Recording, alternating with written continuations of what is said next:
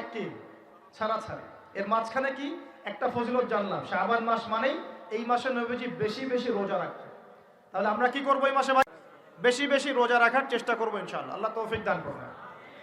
এবার আরেকটা পয়েন্ট বলি, সামনে রমাদান মাস, রমজান মাস আসলে আমরা মাশাআল্লাহ পরিপূর্ণ মুসলিম হওয়ার চেষ্টা করি, কিন্তু সারা বছর এটা ধরে রাখতে পারি না। রমজান মাসে যে নামাজ পড়ে না সেও মসজিদে যায়, দেখা যায় যে জুমার নামাজও পড়ে না ও তারাবির নামাজ পড়তে যায়, যায় কি না? ওই দিন গিয়ে বলে এসি দেন, ইমাম সাহেব এসি অন করেন, তাই না? সারা বছর তো আসে নাই, ওই দিন গিয়ে ইমাম সাহেব এসি বন্ধ কেন, এই মুয়াজ্জিন সাহেব ফ্যান দেন, তখন ওখানে গিয়ে মানে কি বলবো হ্যাঁ পাতকবরি করে আর কি।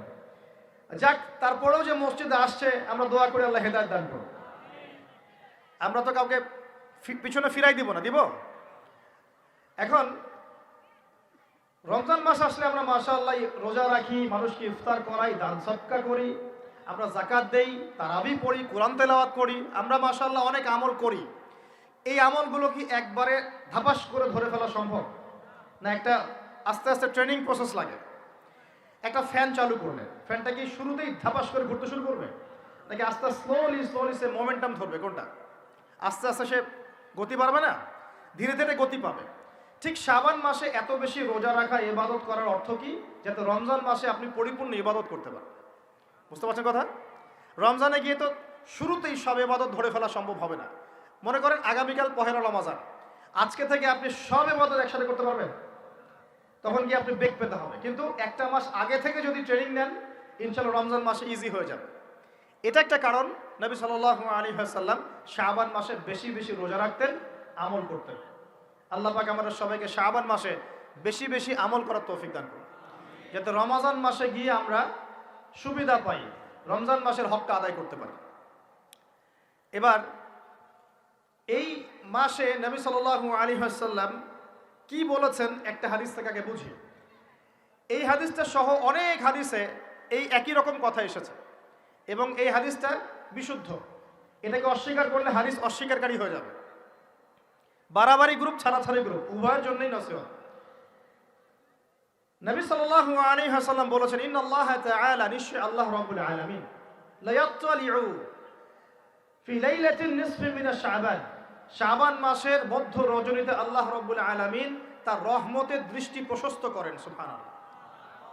আল্লাহ পাক শবে বরাত মানে আমরা যেটা বুঝি প্রচলিত অর্থে, লাইলাতুন নিসফি মিন শাবান, শাবান মাসের মধ্য রজনী, যে 15 শাবানের এই যে রজনী, এই রাতে আল্লাহ রাব্বুল আলামিন তার সৃষ্টির দিকে তার রহমতের দৃষ্টিটা প্রশস্ত করে দেখেন, প্রশস্ত করেন।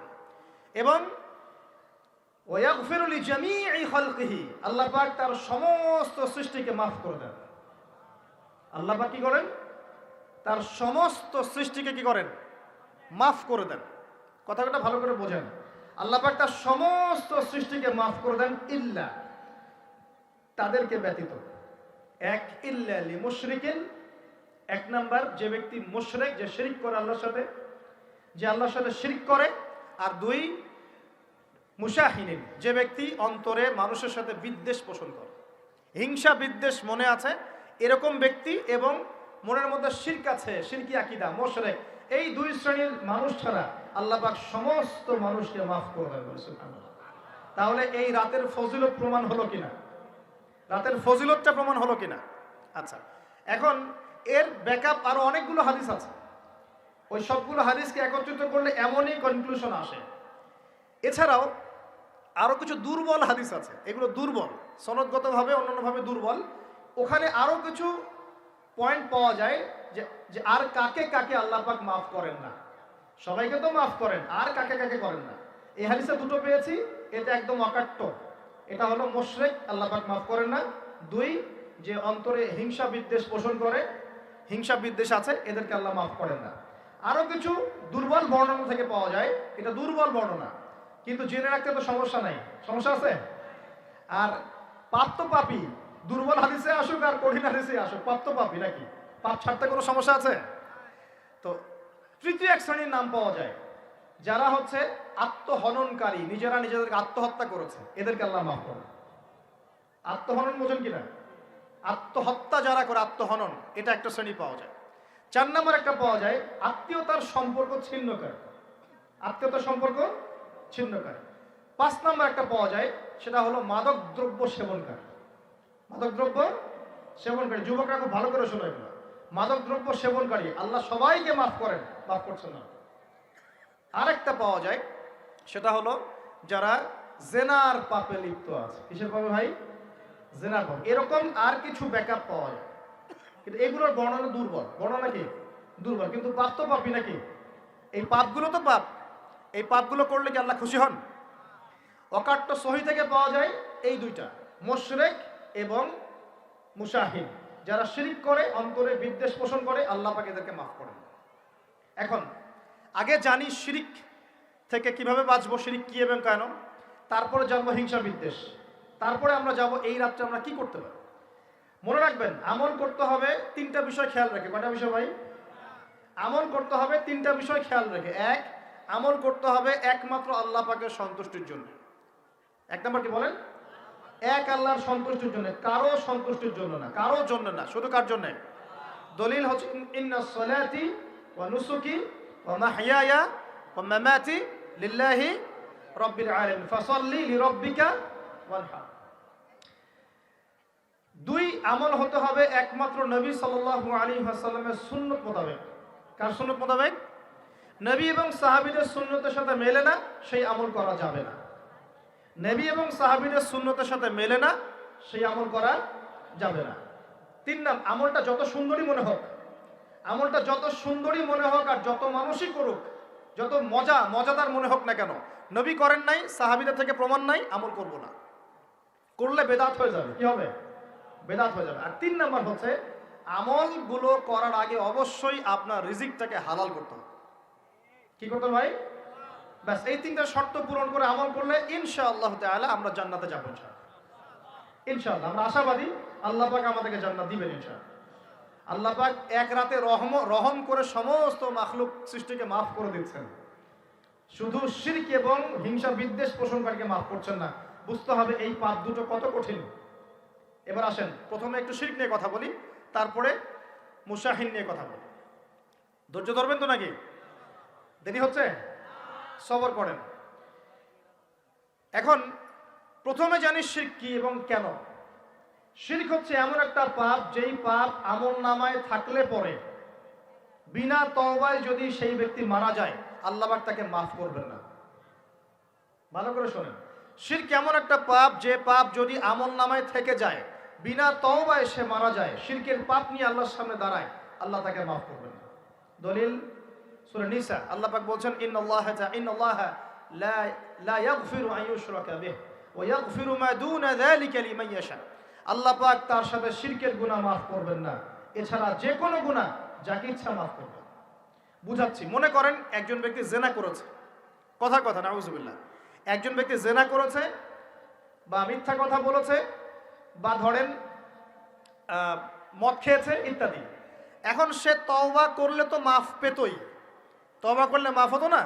তওবা করলে মাফ তো পেতই। মনে করেন তওবা না করেই মারা গেছে, আল্লাহ পাক চাইলে কিয়ামতের মাঠে এই পাপও বিনা তওবাতেই মাফ করতে পারে। কথা বুঝতে পারছেন না মনে হয়? মনে করেন একজন ব্যক্তি মদ খেয়েছে, জেনা করেছে ইত্যাদি, সে তওবা করার ফুরসত পায় নাই, বিনা তওবায় মারা গেছে। আল্লাহ পাক চাইলে কিয়ামতের মাঠে তওবা না করা সত্ত্বেও আল্লাহ পাক তাকে মাফ করতে পারে। কিন্তু একজন ব্যক্তি শিরকের পাপ করেছে, তওবা না করে মারা গেছে, আল্লাহ পাক কিয়ামতের মাঠে শিরকের পাপ মাফ করবেন। আমি কি বুঝতে পারছি? অন্য পাপের কারণে আল্লাহ রাব্বুল আলামিন শাস্তি দিয়ে হোক, কোনো একটা ভাবে হোক, নবীর সুপারিশের মাধ্যমে হোক, তাকে জাহান্নামে গেলেও সেখান থেকে বের করে জান্নাতে দিবেন ইনশাআল্লাহ। কিন্তু শিরকের পাপ যার আমলনামায় থাকবে, তার উপর জান্নাতকে হারাম করে দেওয়া হয়েছে।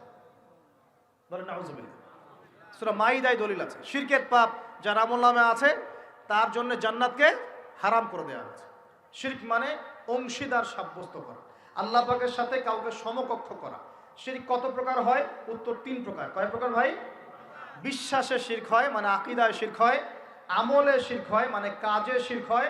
কথা বা লিসানে শিরক হয়। মনে থাকবে? 1 নাম্বার কিসে শিরক হয়? বলেন আমার সাথে। বিশ্বাসে শিরক হয়, আকীদায় শিরক হয়। 2 নাম্বার আমলে শিরক হয়, কাজে শিরক হয়। 3 নাম্বার কথায় শিরক হয়। কয়েকটা এক্সাম্পল দিয়ে বুঝতে পারবেন। একজন ব্যক্তি মনে করেন বিশ্বাস করে যে আল্লাহ বলতে কেউ নাই, কি হবে এটা বলেন? শিরক। একজন ব্যক্তি মনে করেন বিশ্বাস করে যে আল্লাহ আছে, আরো ইলাহ আছে, তাহলে কি হবে? কেউ যদি বিশ্বাস করে আল্লাহর সন্তান আছে, কি হবে? কেউ যদি বিশ্বাস করে মহাবিশ্ব আল্লাহ সৃষ্টি করে নাই, বিগ ব্যাং থেকে সৃষ্টি হয়েছে, কি হবে? কেউ যদি বিশ্বাস করে আল্লাহ মানুষকে সৃষ্টি করে নাই, মানুষ বানর থেকে হয়েছে, কি হবে? আচ্ছা, বিশ্বাসগত শিরক। কেউ যদি মনে করে আল্লাহ ছাড়া অমুকে আমার সন্তান দিতে পারে, কি হবে? কেউ যদি বিশ্বাস করে যে আল্লাহকে পাওয়ার জন্য আমাকে মাধ্যম ওসিলা পূজা করতে হবে, তাহলে কি হবে? কেউ যদি চন্দ্র, সূর্য, গ্রহ, নক্ষত্র, গাছপালা, মূর্তি এসবে পূজা করে, কি হবে? এগুলো বিশ্বাসগত শিরক। কেমন শিরক ভাই? বিশ্বাসগত শিরক। 2 নম্বর আসেন আমলগত, কাজগত শিরক। কেমন? মনে করেন সেজদা করতে হয় কার জন্যে? কেউ যদি এখন কবরে গিয়ে সেজদা করে, কি হবে? আল্লাহর জন্য সেজদা করতে হয় না কবরে সেজদা করতে হয়? সেজদা কার জন্যে? আচ্ছা, তাহলে শিরক হবে। কুরবানি কার জন্য করতে হয়? কেউ যদি এখন মনে করেন জিনকে সন্তুষ্ট করার জন্য কুরবানি করে দেবে, কি হবে? এখনকার যুগে কিন্তু বহু মানুষ জিনের উপাসনা করে। এখনকার যুগে বহু মানুষ জিনের উপাসনা করে। আর জিন বলে একটা জাতি আছে, আমাদের সাথে চলাফেরা করে, আমরা দেখতে পারি না। আমরা কি সব দেখতে পারি? আমরা কি সব জানি?